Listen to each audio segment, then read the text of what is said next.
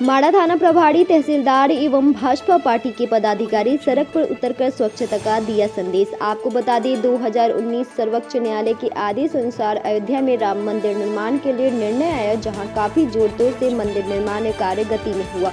22 जनवरी को अयोध्या में रामलला आगमन होने जा रहे हैं। इसी क्रम में पूरे देश प्रदेश में स्वच्छता अभियान चलाया जा रहा है। देश के प्रधानमंत्री नरेंद्र मोदी देश के सभी लोगों से अपील की है कि देश के उज्जवल भविष्य में सभी अपना हाथ बटाएं।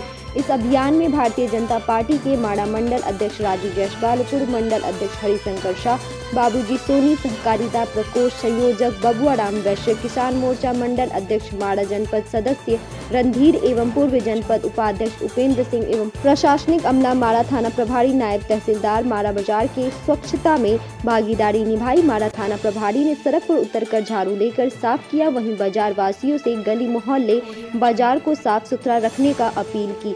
BNY न्यूज के लिए सिंगरौली मध्य प्रदेश से मिथिलेश यादव की खास रिपोर्ट। देश और प्रदेश में स्वच्छता अभियान चलाई जा रही है। 22 जनवरी को अयोध्या में रामलला का आगमन हो रहा है। प्राण प्रतिष्ठा की तैयारी जोर शोर से लग चुकी है। इसी क्रम में माड़ा में स्वच्छता अभियान चलाई जा रही है। इसी क्रम में आप देखेंगे कि माड़ा में अतिक्रमण भी आपके प्रशासनिक अमले द्वारा हटाया जा रहा है। तो क्या कुछ संदेश देना चाहेंगे यहाँ के नगरी वासियों को? नगर के वासियों से मेरी यही अपील है, सब लोग अपने सामने की जगह को इतना मुक्त रखें कि आवागमन सुचारू रूप से चलता रहे और अपने कचरे का मैनेजमेंट स्वयं करें।